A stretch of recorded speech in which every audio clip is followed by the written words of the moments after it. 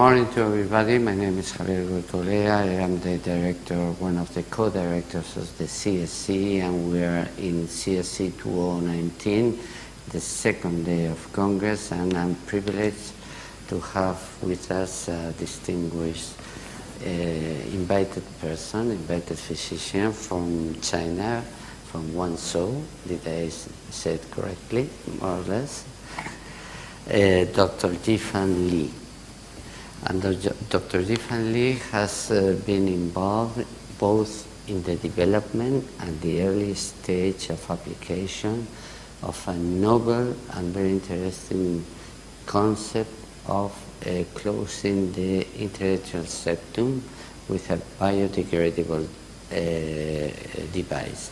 So could you, Jifan, could you please summarize all the development, how long has it been taking? I know it's a long story, but maybe people are interested to know how different steps and how which position we are now in. The idea of biodegradable device came up in about 10 years ago, in around 2010, after we read about the BioStar study. So together with the LifeTech Corporation, we developed the total biodegradable device, which made of the polylactic acid, and the membrane and the framework of the device are all biodegradable. And we started the preclinical study in around 2013 in Swan. And after the encouraging result of the 3-year follow-up, we decided to start the first in-human clinical study in 2018. And so far, a total of 151 patients were included in our clinical study, and the 6-month follow-up results were quite satisfying. So you've already done how many patients in the initial pilot phase? The pilot is a total of 5 patients. Wonderful, wonderful.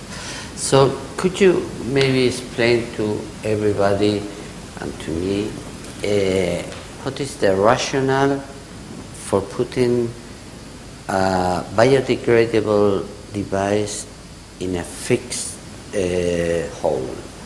Why should we look for biodegradability in this situation? What is the advantage of it? I think for me the most the most advantage that I admired is I think it could solve the problem that the metal devices could have the possibility of obstruct the transseptal access for future procedures such as the EP study and the left atrial appendage closure. And what about erosion of the left atrial wall, lateral wall, the erosion? I think it's also it's one of its advantage because it is very soft. Okay. So, and when we are talking about the biodegradable device, we have actually in Spain we have no absolutely, as you know, no experience. But if we look at stents, biodegradable stents, and I can imagine the device must be wholly transparent. How do you know how to place it? And what are the procedural? How do you know it's in place? Because polylactic acid is, of course, transparent to fluoroscopy. Well, it is quite a very interesting story because in the preclinical study, the biodegradable device was totally degraded in about 3 years. But the industrialization process may be finished in less than a year in Swan. And when we performed our clinical study, and actually in 1 year follow-up, the structure of the device is still it still had a solid structure in 1 year follow-up in clinical study.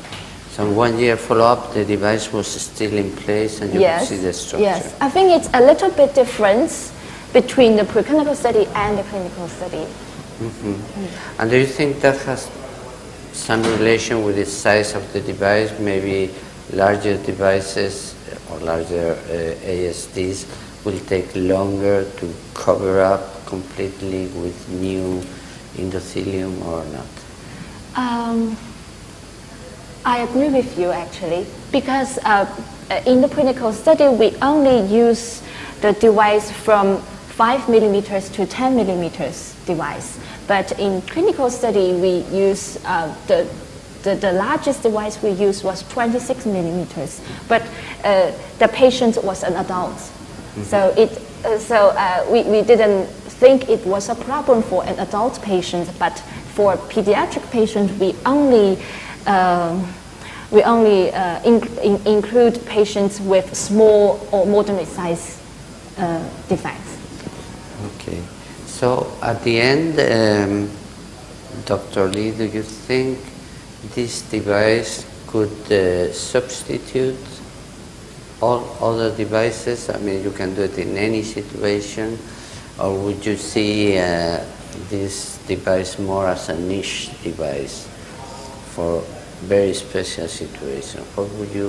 What are your current thoughts at this moment in development? Do you think it's only for certain patients, or you can use it for every patient? For now, we only use the device for the patients with defects with sufficient rims, because it is quite soft. We think for patients with insufficient rim, we don't have the experience. We might think that if there is a device dislodgement or something. So you are talking about this device dislodgement. Did you observe device dislodgement in any case? Yes, in the patient number 11. We think because there is a learning curve and we didn't develop quite a sufficient method for the deployment. And you can take it out like conventional devices? Well, we actually, the patient, we had a surgical removal. So it had to be surgically removed because you cannot capture it with in preclinical study, we intentionally had the device dislodge into the aorta, but it's in unlocked state. When the device was in locked state, we think we could capture it into a very large sheet. But we hadn't experienced when it is in locked state. So any other tips or tricks that you would like to share with the audience of endovascular TV? Well, because the device is invisible on fluoroscopy, so we make cell marks, which you could only see the cell marks on fluoroscopy. So during the procedure, you should need the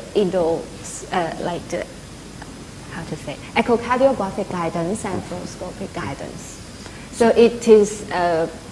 Sometimes you have to learn how to deploy the device on the echocardiographic guidance. Okay.